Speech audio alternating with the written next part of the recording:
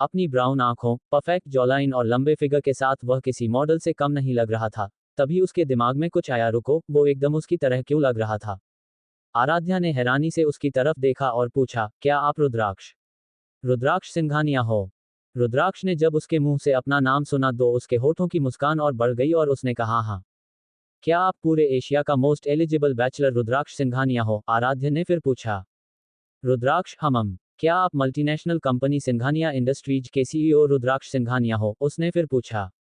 रुद्राक्ष, हमम। ये सब जानने के बाद आराध्या ने अपने मुंह पर हाथ रखा और वहां से 2 कदम पीछे हट गई। Now will you marry me? ये सुनकर आराध्या रुद्राक्ष की तरफ देखकर अपने मन में सोचने लगी, ही इज हैंडसम, इससे शादी करने में कोई बुराई नहीं है, और सबसे बड़ी बात वह रुद्राक्ष सिंघानिया है, हर लड़की जिसे पाना चाहती है। लेकिन अगले ही पल उसे अपने ही सोच पर गुस्सा आ रहा है और उसने रुद्राक्ष से कहा, मैं तुमसे शादी नहीं कर सकती। आराध्या के मना करने के बाद भी रुद्राक्ष के चेहरे पर कोई भी भाव नहीं आए, जैसे कि वह आराध्या का जवाब पहले से ही जानता था। उसने आराध्या की कमर पकड़ के अपनी तरफ खींचा और उसकी आंखों में देखते हुए कहा, क्या है तुम्हें पता है कितनी लड़कियां मुझसे शादी करने का सपना देखते हैं? क्या तुम्हें पता है कि तुम किसे रिजेक्ट कर रही हो? फिर उसने आराध्या के बालों को उसके कानों के पीछे करते हुए कहा, और सबसे बड़ी बात, क्या तुम उनसे अपना बदला नहीं लेना चाहते हो? अब यह मत कहना कि इतना सब होने के बाद भी तुम उनको ऐसे ही छोड़ दोगे। क्या तुम सच में इतने बेवकूफ हो?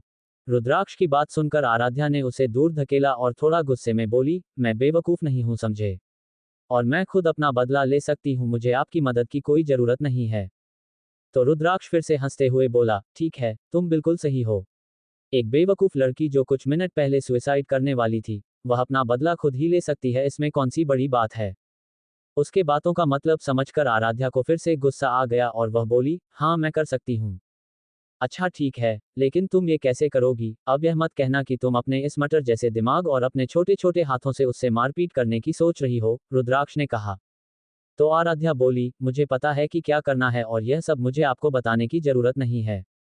आप बस मुझे अकेला छोड़ दीजिए। ये बोलकर वो वहां से जाने लगी। लेकिन रुद्राक्ष ने उसका हाथ पकड़ लिया और कहा, मेरी बात सुनो आराध्या, तुम ये सब अकेले नहीं कर सकती। तुम्हें किसी ऐसे सपोर्ट की जरूरत है जो शर्मा फैमिली से ज्यादा पावरफुल हो, और यह सिर्फ सिंघानिया इंडस्ट्रीज ही कर सकता है। और अगर तुमने मुझसे शादी की तो मैं कपूर इंडस्ट्रीज के साथ भी कोलैबोरेशन करूंगा। तुम बहुत लकी हो कि मैं तुम्हें ये ऑफर कर रहा हूं, और तुम्हारी जगह कोई और लड़की होती तो अब तक मुझसे शादी कर ली होती। आराध्या ने कुछ सोचकर कहा, क्या मुझे सोचने के लिए कुछ टाइम मिल सकता है? ठीक है, मैं तुम्हें सोचने के लिए 5 मिनट देता हूँ। रुद्राक्ष ने अपने कलाई बंधी घड़ी को देखते हुए कहा। अरे, यह क्या बात हुई? 5 मिनट में कोई अपनी जिंदगी का इतना बड़ा फैसला कैसे कर सकता है? आराध्या ने रुद्राक्ष को घूरते हुए कहा। रुद्राक्ष ने फिर से अपनी घड़ी की ओर देखा और कहा, 4 मिनट 49 सेकंड बचे हैं। आप ऐसा कैसे कर सकते हैं? आराध्या ने चीरकर रुद्राक्ष की तरफ देखकर कहा, और अपने दोनों हाथ गाल पर रखकर नीचे जमीन पर बैठ गई। उसकी बातों को नजरअंदाज करते हुए रुद्राक्ष ने कहा, 4 मिनट 5 सेकंड बाकी हैं। जमीन पर बैठी आराध्या ने अपने सर को पकड़ते हुए कहा, काउंटिंग बंद करिए, आप मुझे परेशान कर रहे हैं। कुछ मिनट पहले जब तुम चट्टान से गिरने वाली थी तब तो परेशान नहीं थी, रुद्राक्ष ने हंसते हुए कहा। आराध्या ने अपने कानों पर हाथ रखा और कहा, प्लीज इस बारे में बात करना बंद कीजिए और मुझे ठीक से सोचने दीजिए। इस समय आराध्या बहुत मासूम और प्यारी लग रही थी। ये देखकर रुद्राक्ष चुप हो गया और आराध्या को देखने लगा। कुछ देर बाद रुद्राक्ष ने फिर से अपनी घड़ी की ओर देखा और कहा, 5 मिनट खत्म हो गया है। तो तुमने क्या डिसीजन लिया? आराध्या जो अभी भी उसी तरह बैठी थी, उसने रुद्राक्ष की ओर देखा और कहा, क्या होगा अगर मैं कहूं कि मैं आपसे शादी नहीं करना चाहती? आराध्या की बात सुनकर रुद्राक्ष हंसने लगा। रुद्राक्ष को हंसता देख आराध्या चीरते हुए बोली, आप किस पर हंस रहे हो? इस बार रुद्राक्ष के चेहरे के भाव बदल गए और उसने आराध्या की आंखों में देखा और कहा, आराध्या क्या तुम्हें लगता है तुम्हारे पास कोई ऑप्शन है? मैं तुम्हें एक बार और बता दूं कि मैं रुद्राक्ष सिंघानिया हूं। मैं जो चाहूं वह कर सकता हूं और मैं तुम्हें अपनी पत्नी को बनाना चाहता हूं और तुम मुझे ऐसा करने से रोक नहीं सकती।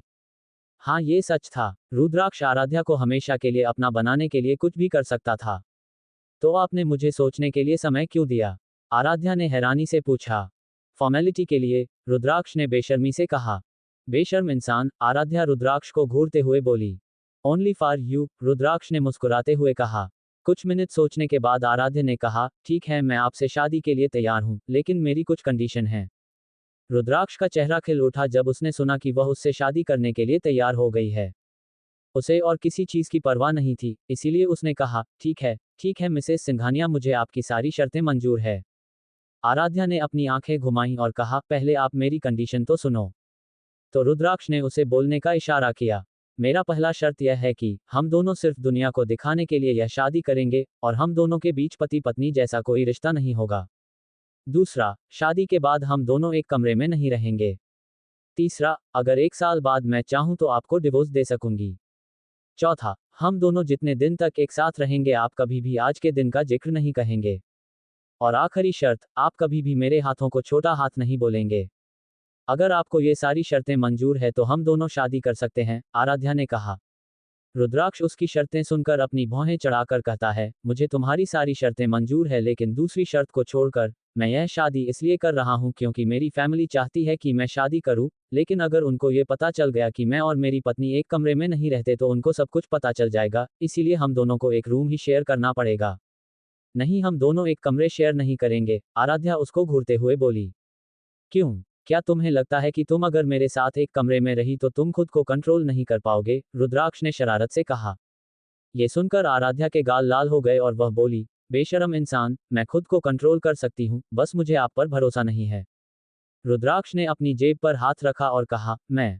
इससे पहले कि आराध्या कुछ कहती, रुद्राक्ष ने उसका हाथ पकड़ लिया और अपनी कार की ओर जाने लगा। मेरा हाथ छोड़िए, आप मुझे कहाँ ले जा रहे हैं? आराध्या बोली। मैरिज रजिस्टर ऑफिस, रुद्राक्ष ने अपने चेहरे पर एक बड़ी सी मुस्कान के साथ कहा।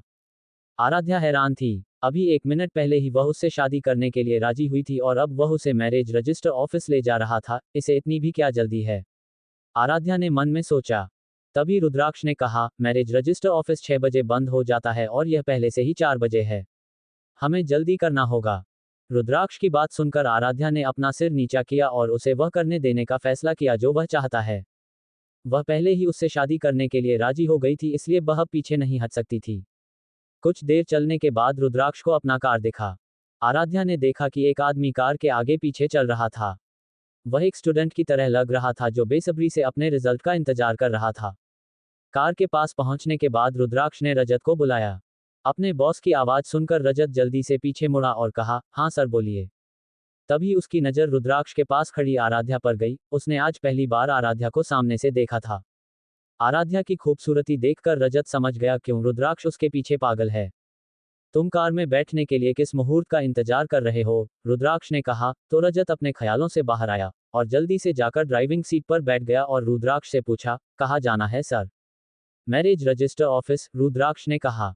रजत ने सुना तो उसे खांसी आ गई। जैसे तैसे उसने अपनी खांसी रोकी और हैरानी से रुद्राक्ष की तरफ देखने लगा। अपने असिस्टेंट की हरकत देखकर रुद्राक्ष ने अपनी आंखें सिकोड़कर कहा, क्यों, तुम्हें कोई प्रॉब्लम है? नहीं नहीं सर, मुझे कोई प्रॉब्लम नहीं है, रजत ने जल्दी से कहा। इसके बाद कार में पूरी तरह से सन्नाटा पसर गया। लेकिन आराध्या ने खामोशी तोड़ते हुए रुद्राक्ष से पूछा, वैसे आप उस चट्टान पर क्या कर रहे थे? आज उसकी पत्नी की मौत हो गई और हम इसीलिए वहां पर गए थे। रुद्राक्ष ने रजत की तरफ इशारा करते हुए कहा। रजत ने अविश्वास में अपनी आंखें चौड़ी कर लीं और अपने मन में सोचने लगा, सर आप इतने बेशर्म कैसे हो सकते हो? मैंने हमेशा आपकी मदद की है और आपने बिना किसी हिचकिचाहट के मेरी पत्नी को मार डाला। हो क्यों भगवान, मेरा बॉस इतना बेशर्म क्यों है? आज उसकी पत्नी की मौत हो गई है, लेकिन उसे देखकर ऐसा बिल्कुल भी नहीं लग रहा है। आराध्या की बात सुनकर रुद्राक्ष रजत को देखने लगा। तो रजत ने जल्दी से अपना रुमाल निकाला और अपने आंसू पोंछने का नाटक करते हुए कहा, ऐसा नहीं है मैडम, मैं बहुत दुखी हूँ। हो मेरी पत्नी, उसने मुझे इस क्रूर दुनिया में अकेला छोड़ दिया।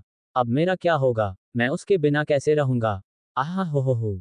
रजत की नौटंकी देखकर रुद्राक्ष ने अपनी आंखें आराध्या की तरफ घुमाया और कहा, देखो वह कितना सैड है। आराध्या ने अपना सिर हिलाया और खिड़की से बाहर देखने लगी। वह सोच रही थी कि अचानक उसकी जिंदगी कैसे बदल गई। वह मोहित से शादी करने जा रही थी जिससे वह प्यार करती थी, लेकिन अब वह रुद्राक्ष से शादी कर रही थी जो उसके लिए एक अजनबी था। जब कार रुकी तब आराध्या अपने ख्यालों में खोई हुई थी। रुद्राक्ष ने उसकी ओर अपना हाथ बढ़ाकर कहा, चलो चलें। आराध्या ने अनिच्छा से उसका हाथ पकड़ लिया और उसके साथ मैरिज रजिस्ट्रार ऑफिस के अंदर चली गई। आधे घंटे के अंदर सारी फॉर्मेलिटी पूरी हो गई। अब वह दोनों अजनबी से हस्बैंड वाइफ बन गए थे। मैंने एक अजनबी से शादी की, आराध्या ने अपने मन में सोचा और उसके होठों पर एक व्यंग भरी मुस्कुराहट आ गई। पहले मोहित और उसकी बहन ने उसे धोखा दिया था और अब उसकी शादी किसी अजनबी हो गई थी। उसकी जिंदगी अब एक मजाक बनकर रह गई थी। आराध्या से उलट, रुद्राक्ष के चेहरे पर बयाना करने वाली एक मुस्कुराहट थी। वह एक बच्चे की तरह मुस्कुरा रहा था जिसे आखिरकार उसका पसंदीदा खिलौना मिल गया है। उसने फैसला कर लिया था कि वह आराध्या को खुश रखने की पूरी कोशिश करेगा। वह उसे वह सब कुछ देगा जो वह चाहती है और उसकी सभी मांगों को पूरा करेगा। मेरी मोहब्बत की बात ही कुछ खास है। कहते हैं मोहब्बत मोहब्बत होती है, ना पहली और ना ही आखिरी होती है। फिर भी तुम मेरी पहली और आखिरी मोहब्बत हो, और मैं तुम्हारा पहली न सही पर आखिरी मोहब्बत बनना चाहता हूँ। आराध्या को वहां पर खड़ा देखकर रुद्राक्ष समझ गया कि वह क्या सोच रही है। रुद्राक्ष उसके पास आया और उसका सिर थपथपाकर कहा, ज्यादा मत सोचो, तुम अब मेरी पत्नी हो। मुझे पता है कि जिन सिचुएशन में हमने शादी की वह ठीक नहीं है, लेकिन फिर भी मैं वादा करता हूं कि मैं कभी भी तुम्हें धोखा नहीं दूंगा। मैं कभी ऐसा कुछ नहीं करूंगा जिससे तुम्हें हर्ट हो। मैं कभी भी किसी दूसरी लड़की के करीब नहीं जाऊंगा, और जैसा कि मैंने पहले कहा था कि मैं तुम्हारा बदला लेने में तुम्हारी मदद करूंगा। रुद्राक्ष की बातों को सुनकर आराध्या ने अपना निचला होंठ काटा और कहा, मैं भी आपसे वादा करती हूँ कि मैं किसी और आदमी के करीब नहीं जाऊंगी और एक अच्छी पत्नी बनने की पूरी कोशिश करूंगी। रुद्राक्ष ने फिर से उसका सिर थपथपाया और कहा, चलो चलते हैं। ये कहकर वह उसे अपनी कार की ले जाने लगा। आप अब कहाँ जाना चाहते हैं? आराध्या ने उससे पूछा। क्या तुम अपनी सुहागरात मैरिज रजिस्टर ऑफिस के बाहर बिताना चाहती हो? ठीक है, अगर तुम यही चाहती हो तो मुझे कोई प्रॉब्लम नहीं है, रुद्राक्ष ने हंसते हुए कहा। उसने जो कहा उसे सुनने के बाद आराध्या का चेहरा लाल हो गया, और वह बोली, बेशर्म इंसान, आप रूल तोड़ रहे हो। रुद्राक्ष उसकी ओर मुड़ा और कहा, मैं सिर्फ सुहागरात एक साथ बिताने के बारे में बात कर रहा था। मैंने कभी नहीं कहा कि मैं तुम्हारे साथ कुछ करूंगा। क्या तुमने सच में सोचा था कि मैं उसके बारे में बात कर रहा था? ठीक है, अगर तुम ये चाहती हो तो मुझे कोई प्रॉब्लम नहीं है। आराध्या ने अपना चेहरा अपने हाथों से ढक लिया और अपना सिर हिलाकर कहा, मुझे आपसे कुछ नहीं चाहिए। उसकी प्यारी हरकतें देखकर रुद्राक्ष मुस्कुराया और उसके साथ कार में बैठ गया। रजत वहीं पर खड़ा होकर इन दोनों की बातें सुन रहा था। उसने अपने मन में सोचा, सर आप सच में बहुत बेशर्म हो। फिर वह ड्राइविंग सीट पर बैठ गया और पीछे मुड़कर रुद्राक्ष से पूछा, कहाँ जाना है सर? घर, रुद्राक्ष ने जवाब दिया। फिर आराध्या की तरफ मुड़कर कहा, पहले हम घर जाकर फ्रेश हो जाएंगे, फिर तुम्हारे पापा से मिलने चलेंगे। पापा शब्द सुनकर आराध्या को याद आया कि कैसे उसने अपने पापा को वहां पर छोड़कर चली आई थी। उसका चेहरा पीला पड़ गया और उसने कहा, मेरे पापा से क्यों? रुद्राक्ष ने उसकी आंखों में देखा और कहा, तुम्हारे वहां से चले जाने के बाद तुम्हारे पापा ने तुम्हारी बहन से सारे रिश्ते तोड़ दिए। उसके बाद मोहित ने शर्मा इंडस्ट्री और कपूर इंडस्ट्रीज के बीच की कोलैबोरेशन खत्म कर दिया है, और अब कपूर इंडस्ट्रीज को बैंकक्रफ्ट कर दिया गया है। आराध्या ने जो कुछ भी हुआ उसके लिए खुद को जिम्मेदार मान रही थी। उसने धीमी आवाज में कहा, ये सब मेरी गलती है। रुद्राक्ष ने मुस्कुराते हुए कहा, हाँ, ये सच में तुम्हारी गलती है। मुझे लगता है तुम्हारे छोटे दिमाग और छोटे हाथों के साथ साथ तुम्हारा टेस्ट भी बहुत खराब है। इससे पहले कि आराध्या इसके जवाब में कुछ कह पाती, रुद्राक्ष ने अपनी बातों को जारी रखते हुए कहा, वैसे भी अब से मैं तुम्हारा पति हूँ, तो तुम्हारी सारी गलती की भरपाई मुझे करनी पड़ेगी, इसीलिए पहले हमें तुम्हारी पापा की मदद करनी पड़ेगी। और आप ये कैसे करने जा रहे हैं? आराध्या ने पूछा। तुम्हें इसके बारे में सोचने की जरूरत नहीं है, और वैसे भी अगर मैं तुम्हें बता भी दूं, तो भी तुम्हारा ये छोटा सा दिमाग ये सब संभाल नहीं पाएगा, इसलिए मुझे और तुम्हारे पापा को ही सब कुछ संभालने दो। ये कहने के बाद रुद्राक्ष ने उसके सिर को हल्के से थपथपाया। बार बार अपनी इंसल्ट होते देख आराध्या ने मुंह बना लिया और चुपचाप बैठ गई। 15 मिनट बाद कार एक बड़ी सी हवेली के सामने रुकी। आराध्या कार से बाहर निकली और हवेली के चारों तरफ देखने लगी। रुद्राक्ष उसके पास आया और उसके कंधे पर हाथ रखकर बोला, वेलकम होम वाइफी, आज से ये तुम्हारा भी घर है। फिर उसने आराध्या का हाथ पकड़ा और अपने साथ हवेली के अंदर ले जाने लगा। वह दोनों हवेली के अंदर आए तो आराध्या ने देखा मेन गेट के पास एक अधेड़ उम्र का आदमी खड़ा है। उस आदमी ने जैसे ही रुद्राक्ष को देखा अपने सर झुकाकर कहा, वेलकम होम सर। फिर उनकी नजर आराध्या पर गई और वह उसको देखने लगे। उनके नजरों को समझते हुए रुद्राक्ष ने आराध्या के कंधे पर हाथ रखा और कहा, यह मेरी वाइफ है। और फिर आराध्या की तरफ देखकर कहा, ये राघव है, अगर तुम्हें किसी भी चीज की जरूरत पड़े तो तुम इनसे कह सकती हो। तो आराध्या ने अपने से हिला दिया। राघव अभी भी वहां पर सदमे में खड़े थे। उन्होंने आज तक कभी भी रुद्राक्ष को किसी लड़की के करीब जाते हुए नहीं देखा था, और आज अचानक रुद्राक्ष अपने साथ अपनी वाइफ को लेकर आया था। यह उनके लिए सदमे से कम नहीं था। तुम राघव के साथ घर देख लो और उसके बाद फ्रेश होकर रेडी रहना, हम तुम्हारे पापा से मिलने के लिए चलेंगे। मुझे कुछ काम है, इसीलिए मैं स्टडी रूम में जा रहा हूँ, रुद्राक्ष ने कहा और वहां से सीधा ऊपर चला गया। उसके जाने के बाद राघव ने आराध्या से कहा, मैडम आप चलिए मेरे साथ, मैं आपको घर दिखा देता हूँ। आराध्या ने हाँ कहा और इसके पीछे पीछे चलने लगी। पहले राघव उसे गार्डन एरिया में ले गया। आराध्या ने जब चारों तरफ देखा तो उसे हैरानी हुई, क्योंकि जो जो फूल उसे पसंद थे वह सारे फूलों का पेड़ वहां पर मौजूद था। उसको ऐसे फूलों की तरफ देखता देख राघव ने कहा, इस बगीचे की सबसे खास और खूबसूरत फूल है लाल गुलाब, और सर ने इन फूलों का खास तरह के ख्याल रखने के लिए कहा है। और सबसे खास बात, सर को लाल गुलाब बिल्कुल भी पसंद नहीं थे, लेकिन 3 साल पहले जब वो अब्रॉड से वापस आए तब उन्होंने गार्डन में लाल गुलाब लगाने का फैसला किया। उस वक्त हम सब हैरान थे। आराध्या को ये बहुत अजीब लगा और उसने बहुत धीमी आवाज में कहा, लाल गुलाब मुझे पसंद है। मुझे अब समझ आया कि सर ने ये फूल क्यों लगाया है, वह सच में आपसे बहुत प्यार करते हैं मैडम, राघव ने मुस्कुराकर कहा। उसकी बात सुनकर आराध्या एक झूठी मुस्कान के साथ मुस्कुराने लगी। गार्डन के बाद राघव ने उसे पूरा घर दिखाया। ये सब देखने के बाद आराध्या बहुत ज्यादा हैरान थी, क्योंकि पूरा घर उसके पसंद की चीजों से सजाया गया था। उसे अब रुद्राक्ष पर शक होने लगा था। अपने ख्यालों में खोई हुई थी कि राघव ने कहा, ये सर का बेडरूम मतलब आप दोनों का बेडरूम है। आराध्या जैसे ही बेडरूम के अंदर गई, उसका शक यकीन में बदल गया, क्योंकि बेडरूम में वह सब कुछ था जो उसे पसंद थी। चाहे वह फर्नीचर का डिजाइन हो, पेंटिंग हो या दीवारों का पेंट। यहाँ तक कि बेडसाइड लैंप पर जो फ्लोरल प्रिंट था वह भी उसकी पसंद की थी। मैडम आप आराम कीजिए, मैं बाहर जा रहा हूँ राघव ने कहा और वहां से चला गया। उसके जाने के बाद आराध्या बेड के किनारे पर बैठकर अपना सिर नीचे कर लिया और सोचने लगी, पहले वह मुझे कहीं से बचाने आया और मुझसे उससे शादी करने के लिए कहा, और अब उसके घर में सब कुछ मेरी पसंद का है। यह इत्तेफाक तो नहीं हो सकता। आह, मैंने इस बारे में क्यों नहीं सोचा। वह रुद्राक्ष सिंघानिया है। वह मेरे जैसे किसी लड़की के साथ क्यों शादी करना चाहेगा। कहीं वह साइको किलर तो नहीं है ना। अगर वह सच में एक साइको किलर हुआ तो हे भगवान, मैंने उससे पहले ही शादी कर ली है। क्या मुझे यहाँ से भाग जाना चाहिए? हाँ, मुझे यहाँ से भाग जाना चाहिए। वह अभी यहाँ पर नहीं है, मुझे इस मौके का फायदा उठाकर भाग जाना चाहिए।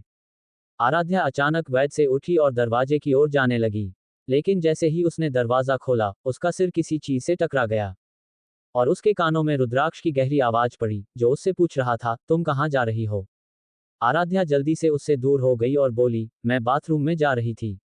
रुद्राक्ष ने अपने आंखों को सिकोड़कर कहा, मुझे लगता है कि तुम्हारे छोटा दिमाग और छोटे हाथ के साथ साथ तुम्हारी आंखों में भी प्रॉब्लम है। फिर उसने कमरे के अंदर वॉशरूम के दरवाजे की ओर इशारा किया, क्योंकि तुम इतनी बड़ी चीज भी नहीं देख सकती।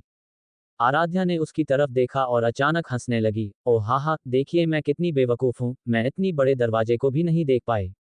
हा हा हा, आराध्या बोली। फिर वह वॉशरूम की तरफ चली गई और जल्दी से दरवाजा बंद कर लिया। रुद्राक्ष ने अपनी आंखें सिकोड़ लीं। वह महसूस कर सकता था कि कुछ ठीक नहीं था। वह अजीब बिहेव कर रही थी। ये देखकर वह वॉशरूम की तरफ गया और दरवाजा खटखटाने लगा और कहा, आराध्या क्या हुआ है, मुझे बताओ। तुम इस तरह से बिहेव क्यों कर रही हो? वॉशरूम के अंदर आराध्या बहुत घबराई हुई महसूस कर रही थी। उसने खुद को डांटते हुए कहा, बेवकूफ लड़की, तुमने बेवकूफ की तरह बिहेव क्यों किया? वह सही कहता है, तुम सच में एक बेवकूफ हो। फिर एक गहरी सांस लेने के बाद उसने दरवाजा खोला और बाहर आ गई। उसे देखकर रुद्राक्ष ने पूछा, क्या बात है? कुछ नहीं, कोई बात नहीं है, आराध्या बोली। रुद्राक्ष ने आगे और कुछ नहीं पूछा और बात बदलते हुए कहा, तुमने घर देखा? क्या तुम्हें घर पसंद आया? आराध्या उसके सामने चली गई, क्योंकि वह उसके चेहरे के एक्सप्रेशन देखना चाहती थी। हाँ, बहुत ज्यादा। क्या आप जानते हैं कि हमारे बगीचे में मेरे सभी पसंदीदा फूल हैं और लाल गुलाब तो मेरे फेवरेट है। रुद्राक्ष ने अपना गला साफ करते हुए कहा, ओह ये बहुत अच्छा है। इस घर के हर हिस्से में कुछ ऐसा है जो मुझे बहुत पसंद है, यहाँ तक कि गेस्ट रूम भी। आराध्या रुद्राक्ष की आंखों में देखकर बोली, सच में? रुद्राक्ष ने कहा, खासकर यह बेडरूम, फर्नीचर, दीवार का रंग और यहाँ तक कि बेडसाइड लैंप, सब कुछ मेरी पसंद का है, आराध्या बोली। रुद्राक्ष ने अपने मन में सोचा तो उसने देखा, वह एक बच्चे की तरह लग रहा था जो झूठ बोलते हुए पकड़ा गया हो। उसने आराध्या से नजरें चुराते हुए कहा, क्या कोइंसिडेंस है? आराध्या रुद्राक्ष की हरकतों को बहुत देर से नोटिस कर रही थी। कुछ देर बाद उसने पूछा, क्या मैं आपसे एक सवाल पूछ सकती हूँ? रुद्राक्ष अपनी जगह पर जम गया और आराध्या की तरफ देखकर अपना सिर हिलाया। आराध्या ने अपने निचले होठों को थोड़ा सा काटा और पूछा, क्या आप एक साइको किलर हो? उसका सवाल सुनकर रुद्राक्ष मुस्कुराया और उसकी ओर बढ़ने लगा, जिसे देखकर आराध्या डर गई और पीछे हटने लगी। रुद्राक्ष को अपनी ओर आता देख आराध्या पीछे जाने लगी। पीछे जाते जाते वो सीधे जाकर दीवार से टकरा गई। रुद्राक्ष उसके सामने आया और उसके दोनों हाथों को पकड़कर अपने होठों को उसके कानों के पास ले जाकर बोला, मैं कोई साइको किलर नहीं हूँ, मैं सिर्फ तुम्हारा पति हूँ, मिसेस सिंघानिया। अपने कंधों पर रुद्राक्ष की गर्म सांसें महसूस करके आराध्या की आंखें अपने आप बंद हो गई। रुद्राक्ष ने देखा तो उसके गर्दन पर अपने होठों से हल्के से छुआ और वहां से वॉशरूम की तरफ जाने लगा। आराध्या ने जब अपनी आंखें खोली तो रुद्राक्ष को अपने सामने ना देखकर एक राहत की सांस ली और जाकर सोफे पर बैठ गई। उसकी सांसें बहुत तेज हो गई थी। उसने अपनी गर्दन को छुआ और आज के दिन जो जो हुआ वह सब सोचने लगी। वह अपने ख्यालों में खोई हुई थी कि अचानक वॉशरूम का दरवाजा खुला और अंदर से शर्टलेस रुद्राक्ष बाहर निकला। उसने बस एक टॉवल लपेटा हुआ था। उसने जैसे ही रुद्राक्ष की तरफ देखा उसका मुंह खुला का खुला रह गया। अपनी आंखें बंद करने की बजाय वह अपनी आंखें बड़ी बड़ी करके रुद्राक्ष को देखने लगी। रुद्राक्ष इस समय बहुत हॉट लग रहा था। रुद्राक्ष टॉवल से अपने बाल पोंछ रहा था कि उसकी नजर आराध्या पर पड़ी और वह उसके पास आकर उसके सामने चुटकी बजाते हुए बोला, मिसेस सिंघानिया अपना मुंह तो बंद कर लो और मैं तुम्हारे सामने ही हूं, तुम मुझे आराम से देख सकते हो। उसकी बात सुनकर आराध्या अपने होश में आई और सकपका कर बोली, मैं आपको नहीं देख रही थी। उसकी बात सुनकर रुद्राक्ष मुस्कुराया और कहा, जाओ तुम भी फ्रेश हो जाओ, पहले ही काफी देर हो चुकी है इसलिए मुझे नहीं लगता कि हमें आज तुम्हारे पापा के घर जाना चाहिए। हम कल जा सकते हैं। फिर दरवाजे के बाहर जाते हुए उसने कहा, फ्रेश होकर नीचे आ जाना, मैं नीचे तुम्हारा इंतजार कर रहा हूं। रुद्राक्ष के रूम से बाहर जाने के बाद आराध्या ने एक गहरी सांस ली और वॉशरूम की ओर चल दी। लिविंग रूम में रुद्राक्ष सोफे पर बैठकर ड्रिंक कर रहा था। वह आज बहुत खुश था। उसने आखिरकार वह हासिल कर लिया जो वह कई सालों से चाहता था। जिस लड़की से उसे पहली नजर में प्यार हो गया था आज वह उसकी पत्नी थी। हालांकि वह जानता था कि आराध्या उसे प्यार नहीं करती है, लेकिन उसे यकीन था कि एक ना एक दिन वह भी उससे प्यार जरूर करेगी। वह अपने ख्यालों में खोया हुआ था कि उसका फोन बजा। कॉलर आईडी देखकर वह पहले तो हैरान हुआ, लेकिन फिर उसने बेमन से फोन उठा लिया। हाय ब्रो, क्या चल रहा है? मैं आपके घर के पास था तो क्या, तो सोचा आपसे मिल लूं। समर्थ, रुद्राक्ष का भाई, खुश होते हुए बोला, जो इस वक्त कार ड्राइव कर रहा था। समर्थ की बात सुनकर रुद्राक्ष हल्के से मुस्कुराया और बोला, क्या तुम अपने भाई की वेडिंग नाइट पर आकर उसे परेशान करना चाहते हो? अचानक समर्थ ने अपनी कार रोकी और कहा, आपने क्या कहा?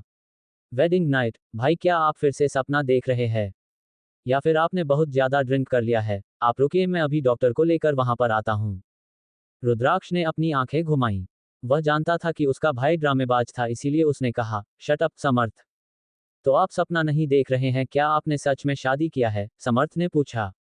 रुद्राक्ष के होठों के कोने ऊपर की ओर मुड़ गए और उसने कहा, हाँ। समर्थ वहीं पर जम गया और उसने पूछा, और क्या मैं जान सकता हूं कि किसके साथ? रुद्राक्ष ने अपना वाइन ग्लास साइड टेबल पर रखा और कहा, मैं उसके सिवा किसी और से शादी कैसे कर सकता हूं? रुद्राक्ष की बात सुनकर समर्थ की आंखें हैरानी से बड़ी हो गई और उसने कहा, आराध्या कपूर। आपने उससे शादी की है? रुद्राक्ष ने हाँ कहा, फिर उसने कॉल डिस्कनेक्ट कर दिया। कार के अंदर बैठा समर्थ खुशी से भर गया। वह अपने भाई के लिए बहुत खुश था। वह जानता था कि रुद्राक्ष आराध्या से कितना प्यार करता था। अपने ख्यालों से वापस आकर समर्थ ने अपनी कार अपने पुश्तैनी हवेली की ओर कर दी। वह अपने दादा, दादी, माँ और पापा को ये गुड न्यूज़ देने के लिए बेताब था। कमरे के अंदर आराध्या जब बाथरूम से बाहर आई तो उसने देखा बेड पर उसके लिए कपड़े रखे हुए हैं। ये देखकर वह हैरान थी, क्योंकि उसने रुद्राक्ष को नहीं बताया नहीं था कि वह अपने साथ कपड़े नहीं लाई है। उसने वह कपड़े पहन लिया और चली आई। वह नीचे आकर रुद्राक्ष को ढूंढने लगी, लेकिन रुद्राक्ष उसे कहीं दिख नहीं रहा था। ये देखकर पता नहीं क्यों पर उसे बेचैनी होने लगी। उसको बेचैन देखकर राघव उसके पास आया और बोला, मैडम क्या आप सर को ढूंढ रहे हैं? तो आराध्या ने हाँ में अपना सर हिलाया। सर गार्डन में है, राघव ने कहा और वहां से चला गया और आराध्या भी गार्डन की तरफ चली गई। उसने देखा रुद्राक्ष गार्डन में खड़ा है और चांद की रोशनी सीधे उसके चेहरे पर पड़ रहा है, जिससे वह और भी ज्यादा हैंडसम लग रहा था। एक पल के लिए आराध्या तो उसके चेहरे में ही खो गई, लेकिन उसे जैसे होश आया वो रुद्राक्ष के पास जाकर खड़ी हो गई और उसकी तरफ देखकर बोली, आप यहाँ पर क्या कर रहे हैं? रुद्राक्ष ने जब आराध्या की आवाज सुनी तो वह आराध्या की तरफ मुड़ गया। रुद्राक्ष आराध्या के सवाल का जवाब देने ही वाला था कि उसकी नजर आराध्या के गीले बालों पर पड़ी और उसने पूछा, तुम्हारे बाल अभी भी गीले क्यों हैं? तुमने बाल सुखाया क्यों नहीं? तुम्हें इस तरह सर्दी लग जाएगी। आराध्या को इस सवाल की उम्मीद नहीं थी। उसने ये सोचा नहीं था कि रुद्राक्ष उसके बालों को भी नोटिस करेगा। वह रुद्राक्ष की आंखों में अपने लिए परवाह साफ साफ देख पा रही थी। रुद्राक्ष ने जब देखा आराध्या ने उसकी बातों का कोई जवाब नहीं दिया तो उसने गहरी सांस लेकर कहा, ये गलती तुम्हारी नहीं है, तुम्हारे हाथ ही इतने छोटे हैं। ये सुनकर आराध्या उससे कुछ बोल पाती उससे पहले ही रुद्राक्ष ने उसका हाथ पकड़ा और कहा, तुम मेरे साथ रूम में चलो, मैं तुम्हारे बाल सुखा देता हूँ, नहीं तो तुम बीमार पड़ जाओगी। और आराध्या को लेकर सीधा ऊपर चला गया। कमरे के अंदर आकर उसने आराध्या को कुर्सी पर बैठाया और खुद हेयर ड्रायर लेकर उसके बाल सुखाने लगा। जब उसकी लंबी पतली उंगली उसके गीले बालों से होकर गुजरी तो आराध्या ने एक सुकून महसूस किया और अपनी आंखें बंद कर लिया। आराध्या के बाल पूरी तरह से सुखाने के बाद रुद्राक्ष ने हेयर ड्रायर बंद किया और कहा, हो गया। आराध्या ने अपनी आंखें खोली, उसकी ओर मुड़ी और कहा, थैंक यू। रुद्राक्ष मुस्कुराया, फिर उसने उसे अपने पास खींच लिया और कहा, क्या तुम्हें लगता है कि एक थैंक यू मेरे लिए काफी है? मैं चाहता हूं कि तुम मेरे लिए कुछ करो। ये सुनकर आराध्या के गाल लाल हो गए। उसने अपने हाथों से उसकी छाती पर हल्के से मारते हुए कहा, बेशर्म आदमी, आप छोड़िए मुझे। मैंने बेशर्मी वाली कौन सी बात कह दी? मैं तो बस ये कह रहा था कि जैसे मैंने तुम्हारी हेल्प की है बाल सुखाने में, वैसे ही तुम भी मेरी हेल्प कर देना। रुको, तुमने क्या सोचा मैं किस बारे में बात कर रहा था? रुद्राक्ष ने कहा। उसकी बात सुनकर आराध्या ने एम्बेरेसमेंट में अपना चेहरा ढक लिया। रुद्राक्ष को उसे चिढ़ाना बहुत पसंद था क्योंकि जब भी वह उसे चिढ़ाता था, वह बहुत प्यारी लगती थी। अचानक किसी ने डोर नॉक किया, तो रुद्राक्ष ने उसे अंदर आने को कहा।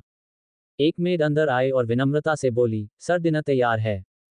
रुद्राक्ष ने सिर हिलाकर उसे जाने को कहा। फिर उसने आराध्या का हाथ पकड़ लिया और उसको लेकर नीचे चला गया। Dining room. रुद्रा और आराध्या डाइनिंग टेबल पर बैठे थे और मैडम को खाना सर्व कर रही थी।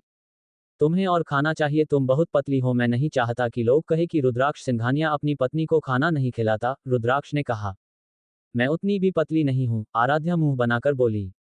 फिर अचानक उसने रुद्राक्ष की तरफ देखकर कहा, मैंने वहां से आने के बाद एक बार भी पापा से बात नहीं की है, वह मेरे लिए परेशान हो रहे होंगे। तुम टेंशन मत लो, मेरे आदमियों ने उन्हें इन्फॉर्म कर दिया है, लेकिन उन्हें अभी हमारी शादी के बारे में कुछ नहीं पता, क्योंकि यह तुम्हें खुद उन्हें बताना होगा, रुद्राक्ष ने कहा। रुद्राक्ष की बात सुनकर आराध्या ने हाँ मैं अपना सर हिला दिया, लेकिन उसके मन में घबराहट हो रही थी, पता नहीं उसके पापा इस शादी को लेकर क्या रिएक्ट करेंगे। उसके चेहरे पर घबराहट देखकर रुद्राक्ष ने उसके हाथों पर अपने हाथों को रखते हुए कहा, तुम टेंशन मत लो, मैं तुम्हारे साथ हूं, सब कुछ ठीक हो जाएगा। तो आराध्या के होठों पर एक फीकी सी मुस्कान आ गई। उसके बाद उसने खाना शुरू किया। वह खाने का एक बाइट लेने ही वाली थी कि रुद्राक्ष ने उसका हाथ पकड़ लिया और कहा, तुम यह नहीं खाओगी। रुद्राक्ष की बात सुनकर आराध्या हैरानी से उसकी तरफ देखने लगी। रुद्राक्ष ने गुस्से में मेड से कहा, मैंने कहा था ना, आज से पोनफिश की कोई भी डिश नहीं होगी। आराध्या को पोनफिश से एलर्जी है, तुम सब इतने लापरवाह कैसे हो सकते हो?